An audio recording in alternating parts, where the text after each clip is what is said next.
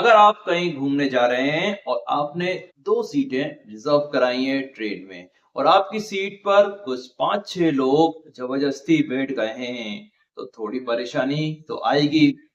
इस समस्या का उदाहरण लेते हुए हम हार्ट अटैक का प्रमुख कारण जानेंगे और साथ-साथ संतुलित आहार क्या होता है वो समझेंगे। खाने की कोई भी चीज अगर आप सही मात्रा में लेते हैं तो वो फायदा करती है और अगर ज्यादा मात्रा में लेते हैं या कम मात्रा में लेते हैं तो दोनों ही स्थिति में ये नुकसान करती है। जी हाँ, अगर आप रोटी कम खाएंगे तो भी नुकसान है और अगर ज्यादा खाएंगे तो भी नुकसान है। रोटी अगर सही मात्रा में लेते हैं तो वो फायदा करती है। स्वस्थ रहने के लिए सभी पौष्टिक तत्व हमारे खाने में होना जरूरी है। पौष्टिक तत्व 2 तरीके से कम हो सकते हैं हमारे खाने में। एक तो अगर हम खाने की मात्रा कम ले रहे हैं तो पौष्टिक तत्व हमें कम मिलेंगे और दूसरा तरीका ये होता है कि अगर हम एक जो पौष्टिक तत्व है उसे ज्यादा मात्रा में लेते हैं तो दूसरा जो पौष्टिक तत्व होता है वो अपने आप कम हो जाता है, क्योंकि हमारे पेट में जगह तो उतनी ही है। पेट में जो सीटें हैं वो तो उतनी ही हैं। ट्रेन के डब्बे में जैसे सीट सीमित होती हैं वैसे ही हमारे पेट में जगह है वो सीमित होती है। ट्रेन के डब्बे में अगर 75 सीटें हैं और उस डब्बे में 150 से लेके पौने 200 लोग आ गए हैं तो जिनका रिजर्वेशन है उन्हें अपनी सीटें जो हैं साझा करनी पड़ेगी, उन्हें जगह कम मिलेगी, वो आराम से सफर नहीं कर पाएंगे।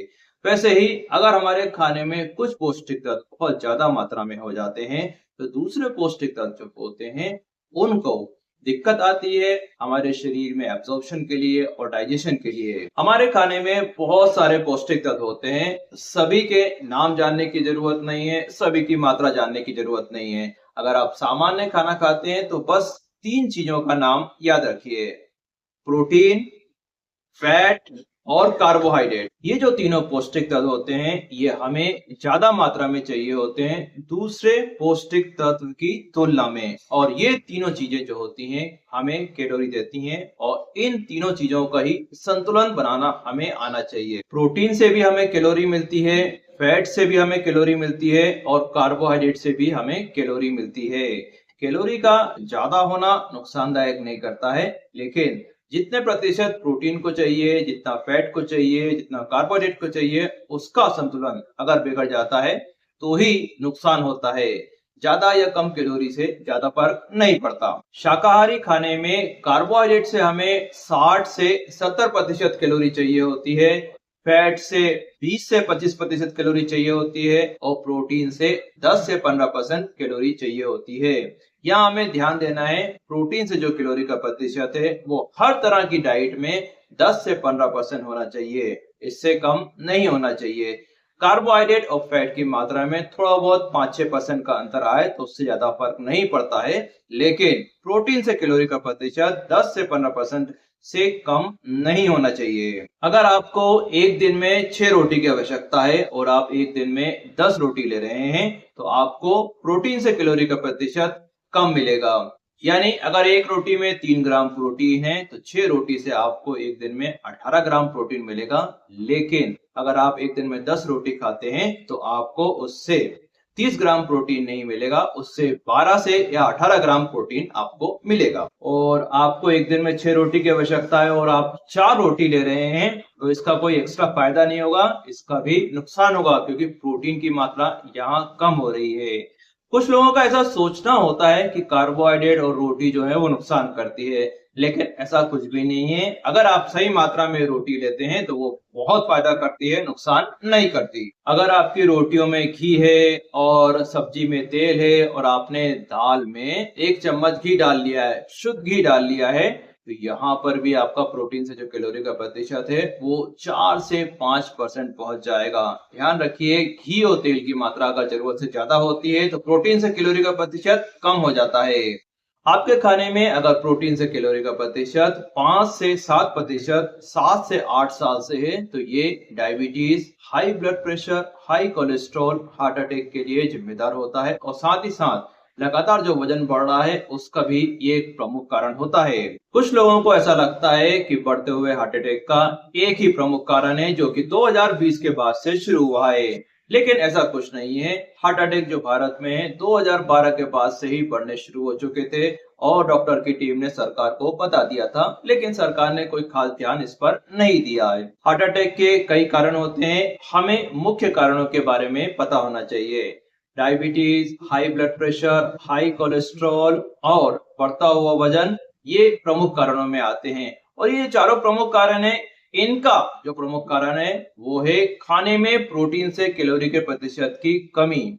यानी अगर 7 से 10 साल तक किसी के खाने में प्रोटीन से कैलोरी का प्रतिशत 5 से 7% है तो उनको diabetes, high blood pressure, high cholesterol जैसी बीमारी होंगी जो कि हार्ट अटैक के लिए जिम्मेदार होती हैं। और अगर ये बीमारी नहीं भी है तो प्रोटीन से कैलोरी का प्रतिशत अगर बहुत सालों से कम चल रहा है तो खुद भी हार्ट अटैक ला सकता है। इसलिए संतुलित आहार समझना जरूरी है। एक व्यक्ति को एक महीने में तेल हो या घी हो या दोनों मिला के हो, शाकाहारी खाने में 1 किलो से यानी 1 लीटर से ज्यादा नहीं होना चाहिए एक महीने में। अगर आपके परिवार में 5 सदस्य हैं और सबकी उम्र 10 साल से ज्यादा है तो 15 लीटर वाला जो केन होता है तेल का, वो कम से कम 3 महीने चलना चाहिए। अगर 3 महीने के पहले खत्म हो रहा है तो इसका मतलब ये है कि आप तेल का उपयोग ज्यादा कर रहे हैं जो कि आपके हार्ट को नुकसान कर सकता है। अगर आप शाकाहारी हैं तो आपके एक दिन के खाने में 50 से 60 ग्राम दाल होनी चाहिए, दाल कोई सी भी हो। यानी एक महीने में एक व्यक्ति के लिए कम से कम 1.5 किलो से लेके 1.25 किलो दाल होना चाहिए। 5 लोगों का परिवार है और सबकी उम्र 10 साल से ज्यादा है तो कम से कम 9 किलो दाल का उपयोग होना चाहिए एक महीने में 5 लोगों के लिए। अब हम कुछ खाने की चीजों में प्रोटीन से कैलोरी का प्रतिशत कितना होता है वो बता देते हैं। एक गेहूं की रोटी में 10% कैलोरी प्रोटीन से रहती है। अगर एक गेहूं की रोटी में 1 चम्मच घी डाला जाता है तो उसमें प्रोटीन से कैलोरी का प्रतिशत 7 से 8% हो जाता है। पुड़ी में, गेहूं की पुड़ी में प्रोटीन से कैलोरी का प्रतिशत 5 से 6% रहता है। अगर मीठी पुड़ी ली है तो प्रोटीन से कैलोरी का प्रतिशत घट के 3 से 4% हो जाता है। दाल कोई सी भी हो उसमें प्रोटीन से कैलोरी का प्रतिशत 28% रहता है। एक कटोरी उबली हुई दाल में अगर आप 1 चम्मच घी डाल देते हैं तो प्रोटीन से कैलोरी का प्रतिशत 15 से 16% हो जाता है। बादाम में प्रोटीन से कैलोरी का प्रतिशत 14% के आसपास रहता है, यानी बादाम में प्रोटीन कम रहता है दाल की तुलना में। दही में प्रोटीन से कैलोरी का प्रतिशत 30 से 40% रहता है। समोसे में प्रोटीन से कैलोरी का प्रतिशत 1% रहता है, यानी 1% रहता है। तो समोसे के बाद अगर आपने दही लिया है तो प्रोटीन से जो कैलोरी का प्रतिशत है वो संतुलित हो जाएगा। इसी तरह से अगर आप कई चीजों का प्रोटीन से कैलोरी का प्रतिशत बैलेंस कर देंगे तो आपकी डाइट जो है संतुलित हो जाती है। एग्जैक्ट कैलकुलेशन करने की जरूरत नहीं होती है। थोड़ा बहुत अगर कम हो जाता है, थोड़ा बहुत ज्यादा हो जाता है, उससे ज्यादा फर्क नहीं पड़ता है। उसे हमारा शरीर आसानी से एडजस्ट कर सकता है। लेकिन प्रोटीन से कैलोरी का प्रतिशत बहुत ज्यादा कम नहीं होना चाहिए। तो आपको आपके जितने भी खाने हैं जो आपको पसंद है उनको 3 लिस्ट में डिवाइड कर लेना है।